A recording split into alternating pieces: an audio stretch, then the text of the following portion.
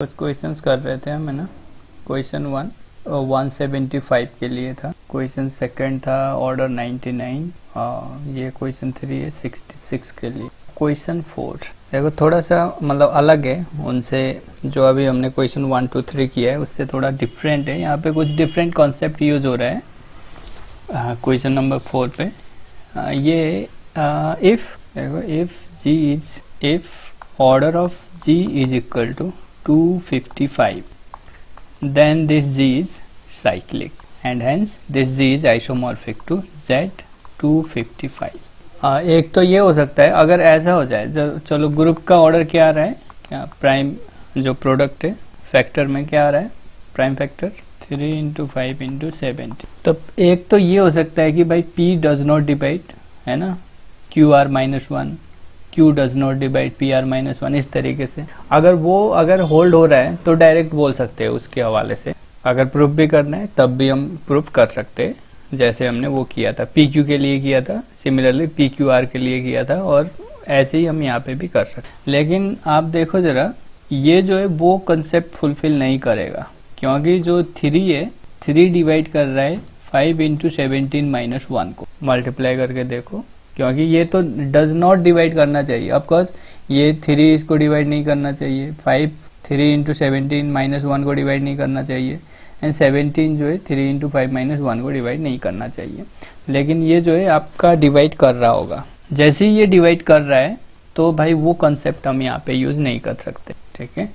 So G equals to जो हमने PQR जो कंसेप्ट हमने पढ़ा था साइक्लिक वाला, P does not divide P does not divide QR-1 and so on, ये वाला वैलिड नहीं है, दिस इज नॉट वैलिड। यहाँ पे तो ये नहीं है क्योंकि ये वाली कंडीशन होल्ड नहीं हो रही है। तो अब इस केस में हम क्या करें, तो ऑफकोर्स इस केस में हम जाएंगे तो सिलो थ्योरम से ही, because we are doing the Sylow application of the Sylow theorem. So number of 3 SSG पहले हम देख लेते हैं। तो ये होगा 1 + 3 के, एंड ऑफकोर्स 1 + 3 के शुड डिवाइड 5 इंटू 17, ठीक है। तो क्या आ रहा है, ये एक तो 1 तो आएगा ही अकेस टू 0 के लिए, 5 डिवाइड नहीं करेगा क्योंकि ये 5 नहीं बन रहा है, 17 बन रहा है, नहीं बन रहा है। तो दोनों का प्रोडक्ट 1 + 3 के जो है 5 इंटू 17 को डिवाइड कर रहा है क्या, या यही है ना, 1 हो सकता है, 5 हो सकता है, 17 हो सकता है, इन दोनों का प्रोडक्ट के = 28 के लिए कर जा रहा है। यानी ये कितना बन रहा है टोटल, 5 इंटू 17। तो ये नंबर जो है इसको डिवाइड कर रहा है। It means now again this is number of 5 SSG 1 + 5 के, एंड ऑफकोर्स 1 + 5 के शुड डिवाइड 3 इंटू 17, ठीक है, 3 into 17।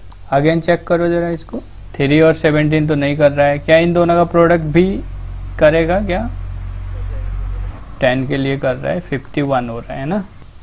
Now similarly number of 17 SSG क्या हो रहा है जरा देखो, ये तो 15 है ना, 15 है, केवल 1 ही बनाएगा। तो 17 SSG होगा वो यूनिक हो गया, ठीक है, 17 SSG जो होगा वो यूनिक हो गया। चलो नाम दे दे इसका, सपोज से जो 17 SSG है वो है आपका सपोज H। तो H जो होगा वो नॉर्मल हो जाएगा, यूनिक है तो नॉर्मल हो जाएगा बाय द सिलो थ्योरम्स, ठीक है। तो नॉर्मल जब होता है तो हमें ये पता है भाई normaliser of H in G जो होता है, नॉर्मलाइजर हम ऑलरेडी पढ़ चुके हैं, ये नॉर्मलाइजर जो होगा वो G के इक्वल आ जाएगा, है ना। एक हमने बताया था अगर भाई H जो है G का सब ग्रुप है एक नोट्स में, तो NGH of G and only if H is normal in G, ठीक है। क्योंकि इसमें कैसे एलिमेंट आते हैं, GH G inverse is equal to S type के, तो अगर ये नॉर्मल हो जाता है तो सारे एलिमेंट आ जाएंगे G के, तो ये इक्वल हो जाएगा। तो ये हमारा यहाँ से एक रिलेशन आया। तो of course we know centraliser of this H in G is always subgroup of normaliser by Lagrange this order of centraliser is divide order of normaliser, ये तो हम लिख ही सकते हैं। तो एक यहाँ पे हमारा अभी मैं आगे जो यूज कर रहा हूँ वो कंसेप्ट है N/C थ्योरम, ठीक है। N/C थ्योरम ये होता क्या है जरा ये देखो, ग्रुप थ्योरी 1 में किया था क्या ये N/C थ्योरम, नहीं किया था हमने, है ना। और मेरे समझ में नहीं आया ये NYC थ्योरम आया क्यों नहीं जब हमने पढ़ा रहे थे, हम जब ऑटोमॉर्फिज्म पढ़ा रहे थे तब ये आना चाहिए था N/C थ्योरम। G/ZG थ्योरम के बाद का है ये, एक्चुअली किसी प्रॉब्लम में गिवन है N/C थ्योरम नाम है इसका, वो इसलिए नहीं आया होगा क्योंकि हम आधी चीज़ें यहाँ पढ़ रहे हैं आधे वहाँ पढ़ रहे हैं ग्रुप थ्योरी 1 में। जैसे normaliser of set, normaliser of सब ग्रुप जो है हमने एक्चुअली यहीं पढ़ा है ग्रुप थ्योरी 2 में ही, तो वो यहीं पे आना चाहिए। एंड ऑफ कोर्स ऑटोमॉर्फिज्म हम पढ़ चुके तो वहाँ पे आना चाहिए था नॉर्मल ये N/C थ्योरम। तो N/C थ्योरम का हमारे, मुझे लगता है कि हमारे सिलेबस में कहीं दिखा नहीं मुझे N/C थ्योरम का कहीं पे कंसेप्ट। तो देखो क्या होता है, पहले ये देख लेते हैं। N/C थ्योरम ये कहता है कि भाई N normaliser of this H in G और ought H where H is subgroup of G, ठीक है, H is subgroup of group G। तो ये N/C थ्योरम कह रहा है there is a map from this normalizer of H in G to automorphism of H such that phi of G is equal to, या ऐसे लिख सकते हैं ना हम इसको, ऑट है तो देखो इनर ऑटोमॉर्फिज्म जो होता है वो क्या होता है, वो ऑटोमॉर्फिज्म होता है। तो phi G of H small h is equal to GH G inverse, ठीक है, देन दिस इज होमोमॉर्फिक। ये तो N/C थ्योरम कहता है भाई इन दोनों के बीच में जो भी होगा है ना, phi of normaliser of H in G to aut H में जो मैप हो रहा होगा this will be homomorphism. And of course जो कर्नल ऑफ phi होगा it will be the centraliser of H in G, ये होता है। तो अगर ये होता है तो by the fundamental theorem of, देखो ये कैसे होगा, एक्चुअली हम इसका प्रूफ कर सकते हैं बहुत इजीली ना, ये थियरम का N/C। अभी प्रूफ में नहीं जाऊंगा मैं क्योंकि भाई ये ऑलरेडी कहीं पे मेंशन भी नहीं है, जस्ट यहाँ पे आ गया इसका यूज करना, तो मैं इसको बता रहा हूँ। N/C थियरम जो है ये क्या है कि N अगर कोई मैप है हमारा डिफाइन है from this to this like this, तो ये होमोमॉर्फिज्म होता है और जो कर्नल बनेगा, kernel will be the centraliser of G of H। आप इजीली इसको कंस्ट्रक्ट भी कर सकते हो, इजीली प्रूफ भी कर सकते हो, बहुत सिंपल है। होमोमॉर्फिज्म की वेल डिफाइंड पहले, देन होमोमॉर्फिज्म की कंडीशन हम होल्ड करा देंगे, इट विल बी ये होमोमॉर्फिज्म हो जाएगा, ठीक है। ऑलरेडी आप ये कर चुके हैं, इस टाइप का जो होता है वो आइसोमॉर्फिज्म, इनर ऑटोमॉर्फिज्म होता है, तो उसमें हमने होमोमॉर्फिज्म शो किया है, तो उसके थ्रू आप इसको कर लेंगे। Next kernel of phi, kernel की डेफिनेशन लगा दो। जब भी कर्नल की डेफिनेशन लगाओगे आप कैसे बनेगा ये, collection of those element of H which commute with collection of those element of G which commute with every element of H हो जाएगा, ठीक है, क्योंकि GH G inverse is equal to identity लिखोगे आप इस तरीके से, तो कर्नल ऑफ phi में जो भी एलिमेंट आएंगे वो H के एवरी एलिमेंट के साथ कम्यूट करेंगे, ठीक। तो इस यहाँ से आप ये बता सकते हो भाई ये कर्नल जो होगा, कर्नल ऑफ phi जो होगा homomorphism, kernel of phi G वो सेंट्रलाइजर ऑफ H के इक्वल होगा। अब देखो जब हमें ये इंफॉर्मेशन मिल गई, so we have the, if we have the homomorphism, so we have the fundamental theorem of group homomorphism.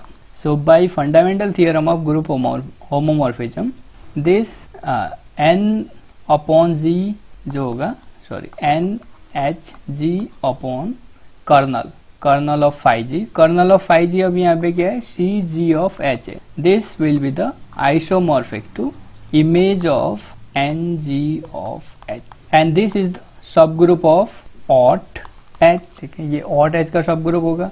सो अब देखो ये अगर इसका सब ग्रुप है तो इसका ऑर्डर जो है इसके ऑर्डर को डिवाइड करेगा, इट मीन्स इसका ऑर्डर जो है इसके ऑर्डर को डिवाइड करेगा, it means order of this divide order of aut H, ठीक है। सो हियर देखो order of H, order of this normaliser of H upon this centraliser of H in G divide aut H। देखो aut H, H क्या है, what is H, H हमने लिया है 17 SSG, सो 17 SSG का ऑर्डर भी क्या होगा, 17 ही होगा। तो 17 ऑर्डर का जो भी ग्रुप होगा वो क्या हो रहा होगा, साइक्लिक हो रहा होगा। तो H जो हो रहा होगा Z17 के आइसोमॉर्फिक हो रहा होगा। तो अब आप देखो ऑट Z का जो ऑर्डर होगा, सॉरी, तो यहाँ से अगर जो आप ऑट H का जो ऑर्डर होगा वो ऑट Z17 के ऑर्डर के इक्वल होगा, और ऑड Z17 का ऑर्डर होता है U, ऑर्डर ऑफ U17, और U17 का ऑर्डर क्या होगा 16, है ना, 517। तो ये जो होगा नंबर वो डिवाइड कर रहा होगा 16 को, ठीक है, इसका मतलब यही हुआ, ये जो डिवाइड कर रहा होगा 16 को। एंड ऑफ कोर्स ये normaliser of H upon centraliser of H जो है वो 16 को डिवाइड कर ही रहा है, और ग्रुप का ऑर्डर क्या है, ग्रुप का ऑर्डर है 255, तो इस ये जो होगा अपॉन H जो होगा वो ग्रुप के ऑर्डर को भी डिवाइड कर रहा होगा, ये तो कर ही रहा होगा, ठीक है, क्योंकि ये पूरा because both are the subgroup of this, जो भी ग्रुप है ये दोनों का सब ग्रुप है, ये पूरा इसको डिवाइड कर रहा है, ये पूरा इसको डिवाइड कर रहा है। तो अगर हम एन नॉर्मलाइजर अपॉन सेंट्रलाइजर लिख रहे हैं तो ये भी इसको डिवाइड करेगा, ये तो सिंपल है। अब देखो जरा, ये कह रहा है भाई ये जो है ऑर्डर ऑफ ये जो है 16 को भी डिवाइड कर रहा है, और ऑर्डर ऑफ दिस जो है ग्रुप के ऑर्डर को भी डिवाइड कर रहा है। तो आप देख पा रहे हो 16 जो है, जब इसका ऑर्डर 16 को डिवाइड कर रहा है और इसका ऑर्डर 255 को डिवाइड कर रहा है, तो हम देख पा रहे हैं 16 और इस दोनों में जीसीडी अगर आप देखो तो वो 1 आ रहा है, यानी ऐसा इन दोनों का जो, अगर हम 16 और 255 का कोई कॉमन फैक्टर दे ले वो ओनली 1 ही आ रहा है। तो यहाँ से हम बोल सकते हैं जो हमारा ये डिवाइड कर रहा है उसका जो ऑर्डर होगा वो केवल 1 होगा, ठीक है। कोई नंबर अगर इस दो डिफरेंट नंबर को जिसका जीसीडी 1 है उसको डिवाइड कर रहा है तो भाई वो ऑफकोर्स 1 ही होगा, तो यहाँ से ये 1 होगा। इट मीन्स ये 1 हो गया। तो आप देख रहे हो because this is finite, so normaliser of H, order of normaliser of H is equal to order of centraliser of H, ठीक है, बिकॉज इट इज फाइनाइट। तो यहाँ से देखो जरा, ऑलरेडी हम देख चुके हैं normaliser of G of H क्या है 1 है, चलो इसको 1 नाम दे रहा हूँ। तो ये जो है normaliser of H in G जो है वो G के इक्वल है, देयरफॉर ये जो हमारा आ रहा है ग्रुप के ऑर्डर के इक्वल आ रहा है। सिंस दे ऑल आर सब ग्रुप ऑफ G, देयरफॉर ये तीनों इक्वल है, क्लियर, ये तीनों इक्वल। और हमें ये भी पता है जो सेंटर होता है, सेंटर में कैसे एलिमेंट आते हैं, जो ग्रुप के सभी एलिमेंट के साथ कम्यूट करें, सेंटर में वो एलिमेंट आते हैं which commute every element of G। Now here H में कैसे ये नॉर्मलाइजर ऑफ G या सेंट्रलाइजर ऑफ H में कैसे एलिमेंट है, those element which commute with every element of H, और ये किसके इक्वल है, G के इक्वल है। देयरफॉर यहाँ से मैं ये कह सकता हूँ every element of G commute with every element of H। तो G के सारे एलिमेंट जो होंगे वो H के साथ कम्यूट करेंगे क्योंकि ये इसके इक्वल है। तो यहाँ से मैं कह सकता हूँ भाई जो H होगा वो सेंटर ऑफ ग्रुप में आएगा, जो H होगा सेंटर ऑफ ग्रुप में कंटेन करेगा, clear. And of course what is order of H, order of H is 17, order of H तो क्या है मेरा 17 है, so order of H should divide because it is again a सब group of G। ये स्टेटिंग में है हमारे पास बाय सिलो थ्योरम, H जो है मेरा G का सब ग्रुप है और इसमें कंटेंट है, और ZG भी G का सब ग्रुप है, तो H जो होगा ZG का भी सब ग्रुप होगा। सो बाय अगेन लैग्रांज 17 जो डिवाइड करेगा ऑर्डर ऑफ ZG को डिवाइड करेगा। एंड ऑफ कोर्स जो ऑर्डर ऑफ ZG होगा वो ग्रुप के ऑर्डर को डिवाइड करेगा, क्लियर। सो देखो what is the possible order of ZG, वो ZG का पॉसिबल ऑर्डर क्या हो सकता है। So possible order of ZG क्या होगा, एक 17 होगा, है ना, और 17 तो कर रहा है डिवाइड, और 17 होगा इसके मल्टीपल में, और इसको भी वो डिवाइड कर रहा होगा 17, और जो भी नंबर होगा उस नंबर को 70 डिवाइड कर रहा होगा, और वो नंबर जो है 255 को डिवाइड कर रहा होगा। तो ये उस होगा 17, नेक्स्ट हमारा 51, 85 और 255, ठीक है, यही होंगे, ठीक है। इसके फैक्टर कर लेंगे ना हम, इसके फैक्टर कर लेंगे और देखेंगे कि भाई 17 किसको डिवाइड कर रहा है, ठीक है। ऑलरेडी हम ये फैक्टर कर चुके हैं ना 255, ठीक। 17 डिवाइड करने वाला नंबर लेना है हमें, और ऑफ कोर्स वो 255 को भी डिवाइड करे इस तरीके। तो ये आ रहे हैं हमारे। तो बाई देखो by G by ZG theorem या G by Z theorem, simple G by Z theorem, हमारा जो जी अपॉन जेड जी का जो ऑर्डर होगा वो क्या होगा, 255 अपॉन 17 क्या आ रहा है, 255 अपॉन 17 15 है ना, 255 अपॉन 51 5 आएगा, 255 अपॉन 85 3 और 1। देखो 1 सिंगल हो गया, साइक्लिक हो गया, so G has to be abelian, ठीक। 3 प्राइम हो गया, so it is cyclic, G by Z G is cyclic, hence G must be abelian. 5 prime again G upon Z G is abelian. 15 it is always cyclic, 15 order का जो भी group होता है वो always cyclic होता है, हम already prove कर चुके हैं। So G by Z G is abelian, in any case G by Z G is abelian, ठीक है। It imply G by Z G is abelian since G upon Z G is cyclic in any case. तो ये अगर abelian है तो ये जो होगा, अगर ये अबेलियन तो है तो जी जो होगा हमारा क्या होगा, जी जो होगा G by Z, yes G by Z G अगर साइक्लिक है तो वो जी, ओ यहाँ पे गड़बड़ हो गई है ना, हाँ of course G by Z G अगर ये साइक्लिक आ रहा है it means G is abelian, so G is abelian since G by Z G is cyclic. Now simple G abelian आ गया है, of course in any case G is abelian, अगर G abelian हो रहा है so we just use the fundamental theorem of finite abelian group. So by fundamental theorem of finite abelian group, G is isomorphic to Z255।